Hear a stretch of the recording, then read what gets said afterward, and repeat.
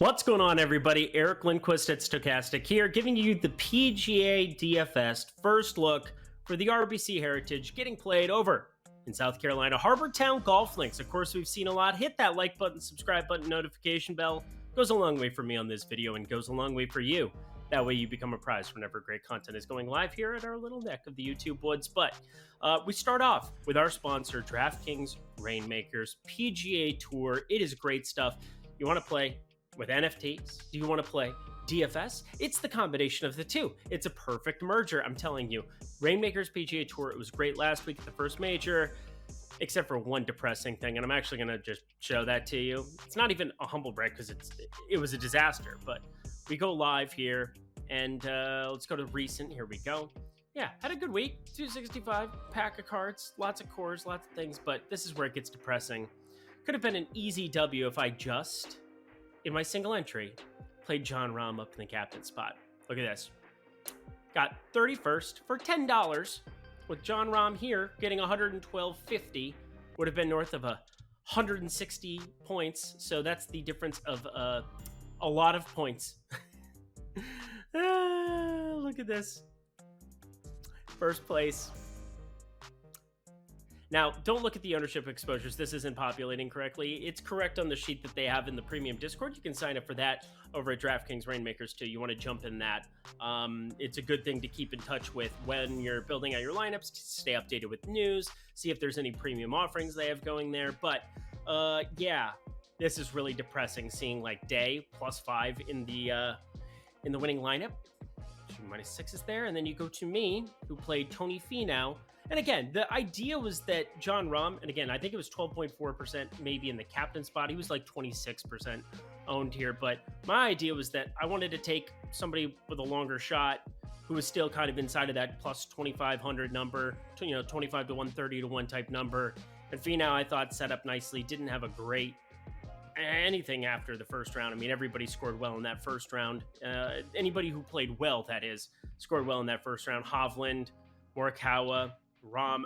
I was very happy with my single entry team, other than if I just eat the chalk and go Jon Rahm up in the captain spot. Life is a lot easier, and I don't have to lament this fact. But either way, that's the kind of great stuff that can happen over at DraftKings Rainmakers. And again, you can use these cards all season long. You simply go to the homepage there, sign up for your free pack. You can get a different number of fighters. They have, fighters. UFC Fight Night is what I was just looking at there. They have a UFC product for Fight Night here this weekend, but you can get different players with this starter pack. You can sign up for that in the link below. So check out DraftKings Rainmakers. Love their product. Have a video every single week talking about them too. So check it out. Let's jump over to the Top Golfers tool, because this is what you guys are here to see. A little sneak behind the curtain here at Stokastic. See the best projections, the best optimal percentages, leverage, ownership, everything you could possibly want here. Alex Baker himself curating all of the greatness that we have in the PGA streets here at Stokastic. He's pretty good. Awesome himself. Good stuff. But we start off with the obvious. This is not your average RBC Heritage, because this field is loaded. You're getting Masters winner Jon Rahm, has not WD'd to my knowledge. Seems like he's in a good spot. Same thing with Scotty Scheffler here. Elevated event, lots of money up for grabs, trying to premiere or show off some of the best players here. Jordan Spieth, last year's champion, sitting up there at 10-4, positive leverage. We'll talk about him. Cantlay, the slowest golfer in the history of, humanity. Put a sundial out there for him while he's putting. 10-3 for him. Colin Morikawa sitting at 10K. And I have a clear-cut featured play that I like here in this range. It's Colin Morikawa. I don't know how we don't play a ton of him. He's the most positively leveraged player in our tools, in the Top Golfers tool. And what this does is it allows for you to kind of encapsulate win percentage, top 6 percentage, everything you could possibly want. And top 6 percentage is literally 19.2%. Stack this with some of the better players in the field. Only Scotty Scheffler, Jon Rahm, Patrick Cantlay, Tony Finau, Victor Hovland, lots of people that are higher, but look at the ownership. 14.3 or 10.5%, 14.3% chance of being an optimal play. I mean, that's a ridiculous number for somebody that I actually picked to win this golf tournament. You can check out Lindy's Best 9 Bets over on the Odd Shopper channel too while you're at it. But Colin Morikawa, I just don't see how this isn't like the tailor-made type golf course for him. Tailor-made, see what I did there? But Colin Morikawa, over 7 strokes gain approach the last 2 years visiting here. He's played this tournament 3 times, has a 7th where he faded on Sunday in the mix there. Love everything about getting to him over here at the 10K range. I think I'm going to be starting my single entry build that we always do at the very end of this show. I'm going to be starting with him. And then Viktor Hovland right below him here at 9,800. I get it. Rahm and Scheffler. It's unfadable when you're talking about multiple lineups to not get to exposure of the two of them. I preferred Rahm last week. We talked about that. I thought he was going overlooked compared to Rory, compared to Scheffler.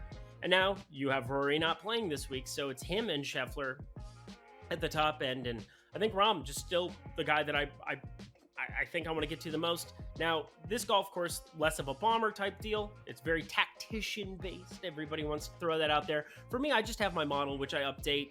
I'm associating more long irons. I'm putting that more in play. I do have a little bit of a bump to course history because even though you don't see Rahm and Scheffler here every single year by any means, it's still a golf course that sets up well for them. They do everything across the entire board well. I don't want to extrapolate data that goes away from them, but I will say, course history, I do think there's definitely something to be mined out of it here this week. The Wyndham is something a lot of people are relating it to. I'm also looking at AT&T Pebble Beach, which might seem like a strange one. Different grass types going from, the coastal California Monterey track going to a coastal South Carolina Hilton Head Bermuda track, but there's some small comps just where you have the very small greens, very iron based. But the difficult thing about that is that, once again, the field strength has not been very strong amongst these two events for forever long. I mean, AT&T is going to be elevated next year, so we'll see all the best there again at a venue that deserves it. Now, Hilton Head getting their deserving stud grouping up here up top. Jordan Spieth is kind of an anomaly for me. I'm not necessarily sure what I want to be doing with him sitting at this top end. I think he's going to just fall by the wayside as a result of Rahm and Scheffler.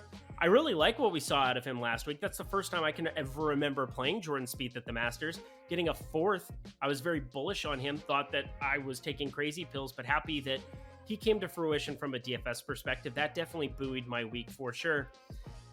But I think Viktor Hovland sitting here at 9,800, when you start talking about a golf course that, it's going to demand iron play. It can be a ball striking extraordinaire with those irons too. Viktor Hovland, based on what we saw at the Masters, the putter combination with it, led the field through 3 rounds in terms of strokes gained putting. I like Viktor Hovland a lot seeing that.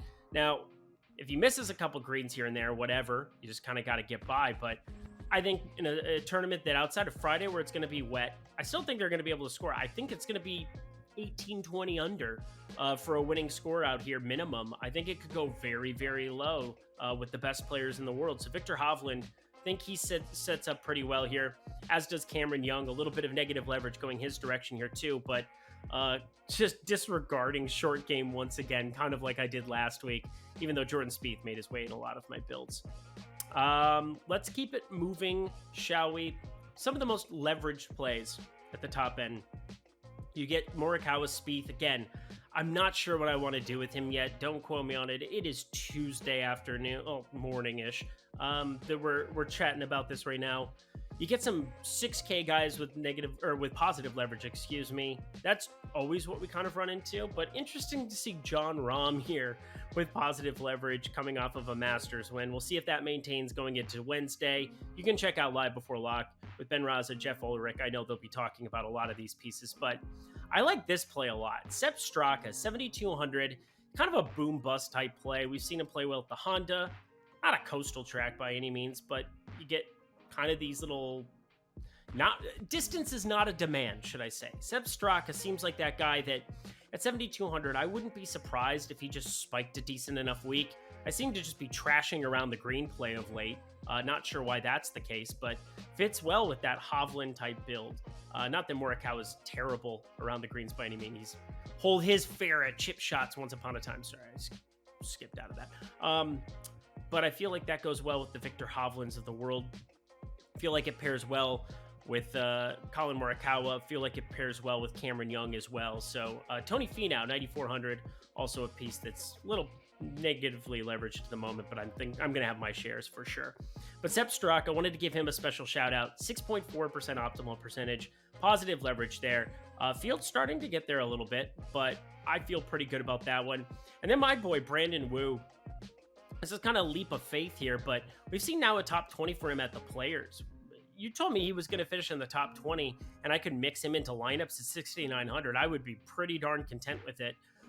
You're still going to have to fade some people who are trying to put together 6 top 15s, I suppose, in that kind of a result. But we've seen him come to fruition at AT&T Pebble Beach. It's kind of the association I was talking about. Seeing him play well in some of the weaker field events, I think he's going to find ways, like he did at the Players, top 20 there. Brandon Wu going to be jumping up for me as well. Steven Yeager actually playing a little bit more ownership. I'll just take Brandon Wu for $100 less. That's fine by me. Keegan Bradley, 7,900. He's going to be in my builds this week as well. Lots of pieces there, but let's talk negative leverage because I was just bullish on a lot of these players. Sungjae Im, well-rounded player. Shane Lowry, that's the one that kind of irks me that everybody's getting there because I think 8,300, he's there, but I'm not worried about Sungjae Im, but it was a week last week where everybody played him at the Masters, and I didn't quite see that one. I get it. 6th at the Players. That looked really, really nice. I think everybody kind of associated him with decent finish there and just kind of rapid fired him in at that adjusted number. But now he's sitting at 8,600 coming off of last week where the Masters didn't really see a heck of a lot to kind of be down on him there, T16. But my deal is that he could get steamed up hard.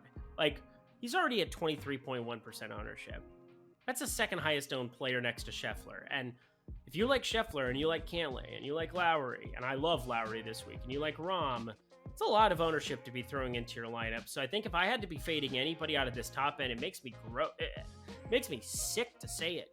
But I got to go to Sungjae Im as the fade, and that's because Matt Fitzpatrick with his negative leverage, I am very excited for him on this golf course. Like, if you were to develop a golf course in a lab for Matt Fitzpatrick, especially, I know he's been doing his speed training, and we saw him at the Country Club last year win a US Open where the distance was definitely more prominent than we had saw before.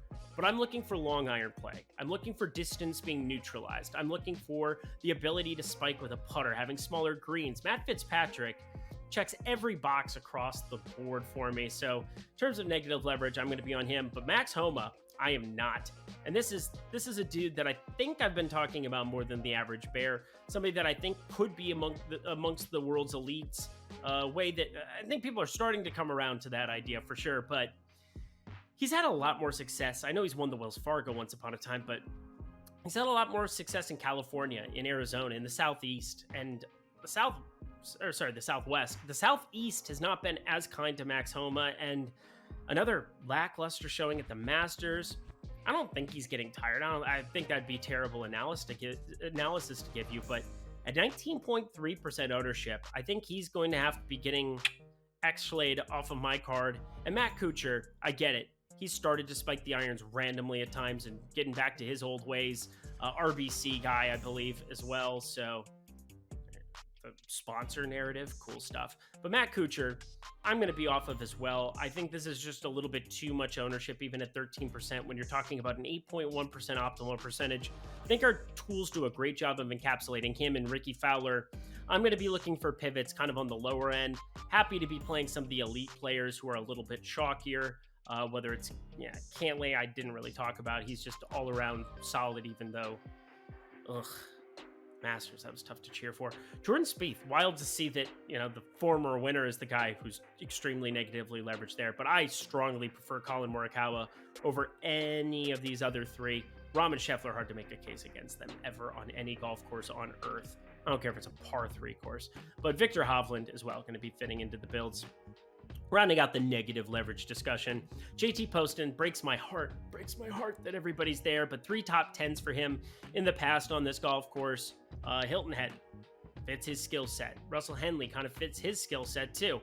But I'm going to be looking more at Fitzpatrick. I'm happy for a little bit of JT Poston, but this is where I'm yikes.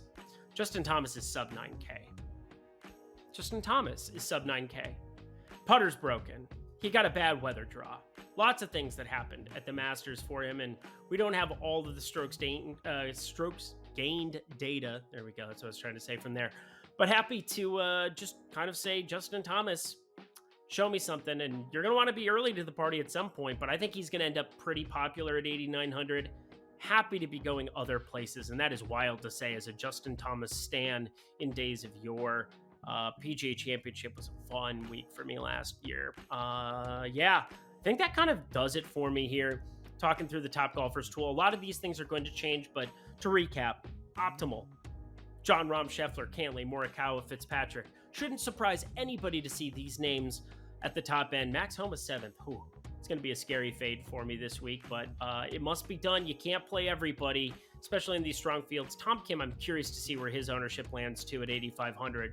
Thank you for 400 less than JT. Currently pulling less ownership. I think that might be the path that I take. But yeah, positively leveraged. Good to see Aaron Rai, my guy. Emiliano Grillo has had a decent course history here as well, throwing his name out into the atmosphere. Taylor Pendrith shown some stuff time to time, but Sepp Straka really going to be a target for me. And Colin Morikawa, love to see him as the most positively leveraged golfer here. I'm going to have tons of him this week. So looking forward to that. Hit that like button, subscribe button, notification bell. As we jump over here, I don't have a whole lot to add here in Fantasy Cruncher for this week. I think just in terms of randomness, talking maybe about normal distribution randomness compared to classic randomness, I think people have been freaked out a little bit when they've seen the amount of randomness that I've thrown in. But you should watch some of the tutorials Alex Baker has here at Stokastic as he's working through some of it. I'm more than happy to just boost crazy amounts of randomness when you're using normal distribution. If you're going to classic, I mean, I'd be looking more in that direction, but normal distribution, I'm happy to be ramping up all the randomness and all the land. One thing that I'm bummed about last week is I pretty much eliminated everybody sub 6,300. That eliminated Bennett from any opportunity to get into my lineups, but it's going to happen again here. This is a stronger field event. Jim Furyk, I really thought about Jim Furyk here for a second, but I ended up eliminating everybody here. So in terms of the randomness, just kind of looking at what happens when you crunch out a number of different lineups with the different types of randomness, you can kind of see the allocation. Again, I'm just going straight off of stochastic projections. I'll just change it to that for comparison's sake. But you're going to see a pretty spread out 95 player type base when you go to more randomness. Now, I can start tweaking things. I know there's a lot of top players, Forsaken, hi Jesse, if you're watching, that definitely like to cap certain players or like to put minimum exposures. In Fantasy Cruncher, you don't have that opportunity, and I'm okay with it for a number of reasons. Part of it is that you can kind of get exposure to players and boost them, or it's 8%. The thumbs down adjustment is going to take 8% more or less for their projection, depending on if you give them the thumbs up or the thumbs down. So as I give Jon Rahm a thumbs up, if I were to have no randomness on, this number gets boosted by 8%, so approximately 7. You're looking at Scotty Scheffler, same thing. So lots of opportunities to get different exposures, but 44% classic randomness. The main thing that's going to happen is that normal distribution randomness is going to spread it out, thin it out. 95 players used here, just 70 players used. So be very aware. If you have Fantasy Cruncher Pro, I bet you kind of know what you're doing for the most part. And when you're going to boost certain things here, because again, I'll put 44% for normal distribution randomness, you can now see the huge difference between this 100 lineup sample. 69% players used. I'm getting very large chunks of each specific player. So this is 44%. I like the number 4. I was just kind of throwing it in there for comparison's sake. I like to go to the normal distribution randomness here. Now 30%, I might want to get a little bit more, but this is kind of the allocation that I'm looking for if I'm building out lineups. I'm going to have tee time stacks just for the hell of it. Looks like it's going to get rainy on Friday. I'm not going to do anything crazy with it, but might have some 4 or 5 from one tee time stack lineup just in case there's a weather delay, in case something happens where guys are able to come out and finish on Saturday. It's still Tuesday. I don't want to go crazy about the weather on a Tuesday first look show, but just be aware of that as you're starting to build out your lineups. I've talked through multiple processes where you can just take that round 1, round 2 tee time. You can sort directly by this. You can have those groups in Fantasy Cruncher, and it's pretty easy. Create a new group, and you can sort it by the tee time. You can add every single player from that tee time from each draw, and you can kind of get yourself a sample where it just makes a lot of sense to be getting to 4 or 5 players. I don't want to eliminate entire draws. I don't need to go 6 of 6 in any spots, because then you might eliminate some really good players or players that you might be high on for the week that fit your course builds, fit the modeling of what you want tacticianer based. Just throwing it out there. Lots of ways. Just get a cat, and I hate that analogy. But there you are. Wanted to throw that out for everybody. Minwoo Lee, come on. Let's get it back, my friend. Minwoo Lee maybe this week. He's a bomber, but he's going to hit a lot of 2 irons, and seems like the rest of his game can be all right. So we're going to go to the single entry build. I repeat, hit that like button for me. We're 20 minutes in. It's about, we're on schedule here. Sometimes I go a little long. Sometimes I go a little short of that 20-minute number that I aim for. But started talking about it. Most positively leveraged golfer, Colin Morikawa, going to obviously be in my single entry build this week. That's not going to change. I think I'm looking at stacking him possibly with a Victor Hovland up top here. Kind of been going back and forth on if I want to go to Hovland, if I want to start with my boy Burns, Bermuda Burns. Feel pretty good about him as well. Didn't talk about him on the... Just assume that I'm going to have more Sam Burns than the field every single week, and this will go smoothly for everybody involved. And then Tom Kim. Talked about him as well. I'm going to see a ton of ownership. Sung J M is going to be so popular. Matt Fitzpatrick, I feel very confident about clicking on his name. Gives us a little bit more balanced type build there, but I am going to force the Hovland and force the Fitzpatrick and see kind of where that leaves us. And Maverick McNeely, didn't talk about him. I like that we're seeing the health come back for him. 36th at the Valspar might not seem great by anybody means. T60 at the Players doesn't seem great, but look at this. He had a month off. He got hurt in his backyard at the AT&T Pebble Beach Pro-Am. I call it his backyard. It's not actually his backyard, although he's a billionaire. His family's a bunch of billionaires, so like he could own Pebble Beach if he wanted to, I'm sure. But the Players Championship, T60, getting better at the Valspar there. Another week of health. Basically a whole month of health that he's now added to his template here. Maverick McNeely, really boom or bust option, but won't be putting him into my single entry build because I have JT Postman. Wait a minute, Mr. Postman. I think he fits this golf course really, really well. And I get these are 3 chalkier options underneath Morikawa, but this is where I can get off the board and find ways to get very, very different. Tom Hoge.